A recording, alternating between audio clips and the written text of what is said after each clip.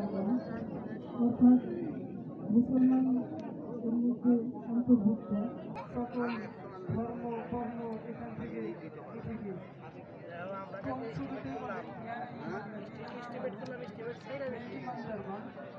এটা বলা মাত্রই শুধু ইমানদারগণ যারা মানে আল্লাহর দেয়া কিতাবাদি কুরআন মহাগ্রন্থকে মানে এরপরে আমাদের উপর সিয়াম অর্থাৎ রোজা পালনকে ফরজ করা হয়েছে।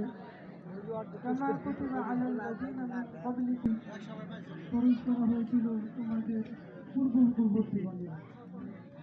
এখান থেকে আমরা বুঝতে পারলাম হযরত সাল্লাল্লাহু আলাইহি ওয়াসাল্লাম পর্যন্ত যত নবী রাসূল আমাদের পূর্বে ইতিপূর্বে হয়েছে তাদের সকলের উপরই রোজাকে ফরজ করা হয়েছে।